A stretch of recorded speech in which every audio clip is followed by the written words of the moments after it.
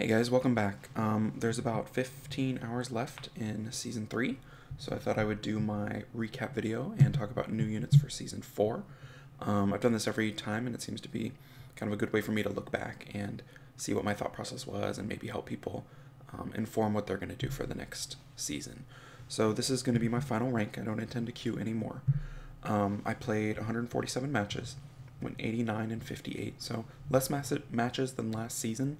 And that kind of shows because my rank is lower. I think I finished last season in the 1200 to 1400 range, and this season with 16 hours left I expect to be probably around the 2500 range.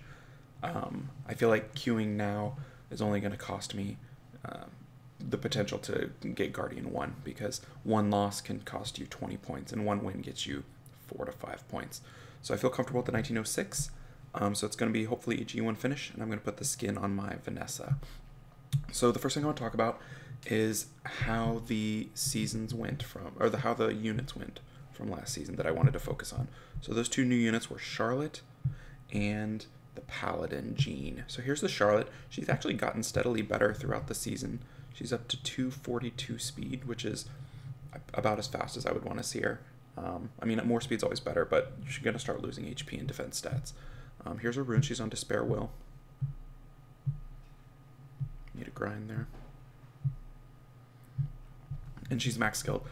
She did great. I was really happy with her. The only handicap she has is what you would assume. She has to have someone remove will runes or immunity for her. So you have to bring something to do that. But she's a really great control monster. She seemingly has her second and third skill up all the time due to the automatic violent procs on her first skill. And I don't know, I was really happy with her. I still use her. I intend to keep using her, but she's not your first, unless you don't have other options, she's not your first line of CC. She's like your third CC choice used against certain comps. So she's not like a universal unit, but she's still really, really good. Let's look at Jean the Paladin. Where is she? I don't see her here, which is sort of representative for how she did. Yeah. The people that commented on my video and said she would fall off and I wouldn't use her, they were correct. So here she is.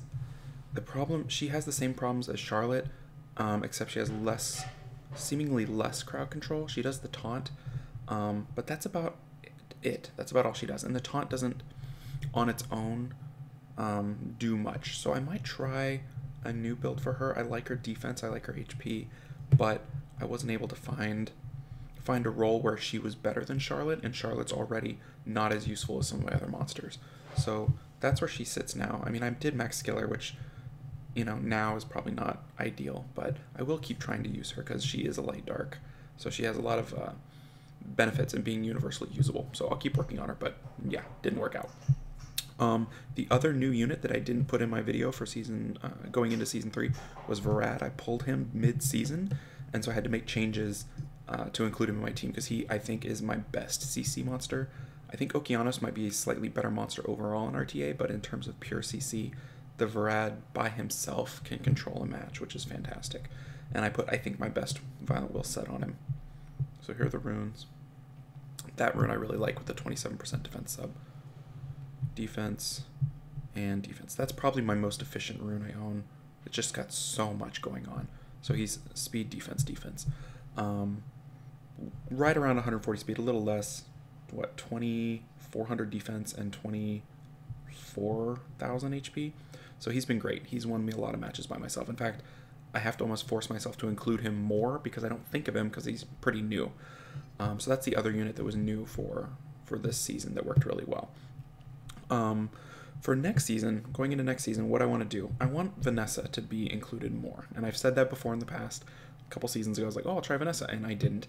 Unfortunately, she's still not max skilled. She's probably next in line for Devilmon, and then this build is still a little slow for me. She's at 225, but she has this rune I pulled, which is probably my best rune, because it's a premium set with a great speed roll.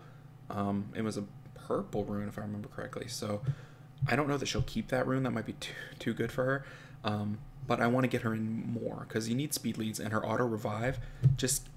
It's better than a lot of revives in a way because it's auto, you know, like with Eladriel, you have to wait till it's your turn and then they'll start working on Eladriel as soon as they kill the unit they want. Whereas with Vanessa, you get one extra turn. So I'm going to really try to include her. And I think with the inclusion of her and Sierra in a comp, I have a really good chance of just kind of alpha striking and getting that first turn and going from there. So I want to try to get Vanessa to work more this season. And just like in seasons past, the other unit I want to try to get is Ethna.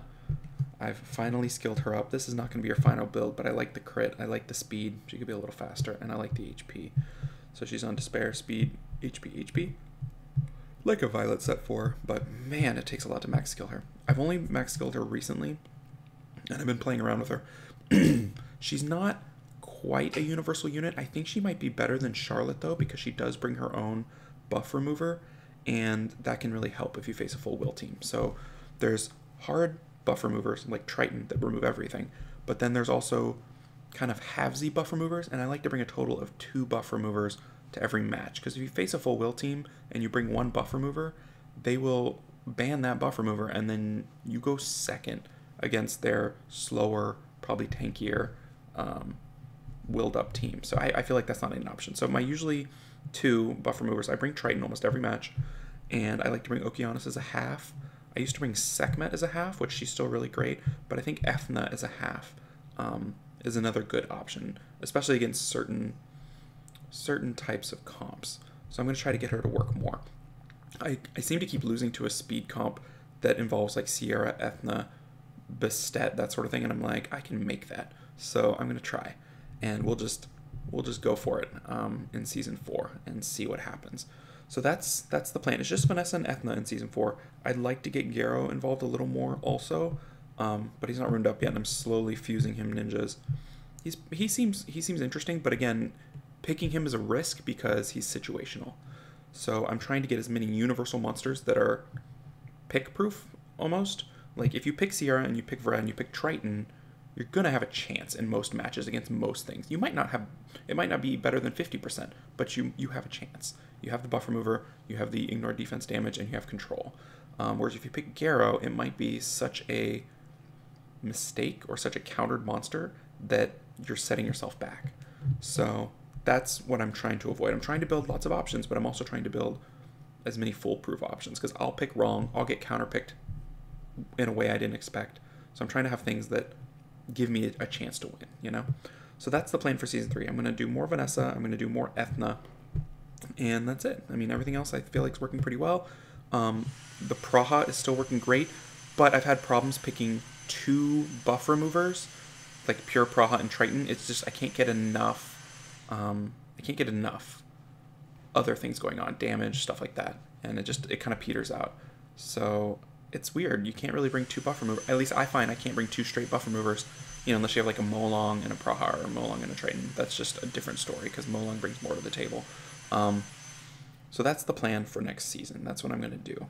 I thought I would show you my last match of this season. Replay. I think it's... No, these are all practice ones. Where's the one where I... Here we go. It's this one here. So you can see I was really stressed because I was sitting on 1898 for a long time, and I lost this one to this guy who he's probably way better than 1745, and he just beat me down. But I was able to win a couple more and then win this one to get up to 1906, which I think was good enough. The big lesson is the same lesson from every season. I should have played more earlier. I should have gotten to a higher rank before all the C3 superstars came out to push to Guardian in a day. That's not me. I am slow and steady, push to Guardian. So I'm bringing what I feel like is some of my best rune sets. When in doubt, I think bring your best rune sets. You at least will lose with the best you have to offer. If you're bringing your worst rune sets, or even your 3rd best Swift set, you know, you're handicapping yourself right away. So I was able to outspeed with the speed leader Bastet, and I was able to alpha strike down the Gianna. Giannas, it's hard to build them fast and tanky, so they're usually a pretty good target. Hathors are almost always built fast-ish, because they can't get that fast, their base speed is low, but they're almost always built tanky with a lot of resist. Rakunis are built silly tanky, and Velas are tanky in defense, which can be a problem, but if you can defense break, you're fine. So to me, I bring my comp that's hitting hard, needs to do damage, and I have to alpha strike something. I can't let this get going. especially with my Bastet buff, the Gianna coming up, it would be game over if that Gianna gets a turn. So that's what I had to do, and it worked out. So that is the recap for Season 3. I'm intending to take a shot at the special arena as well, the 4-star and under. There's a lot of interesting things I'd like to do to try there, and I'll update a little bit more about that in depth in the future. So hope this was helpful. I like doing these videos. It's kind of nice to see what's going on from season to season. This is my lowest rank finish so far, which is, I think, my own fault. I think I could have pushed more, but, you know, hopefully I'll learn that lesson for next time. Anyway, take care, guys. I will talk to you next time, and good luck out there, everyone trying to finish above a certain cutoff, whether it's Guardian or Conqueror or whatever. So, yeah, peace.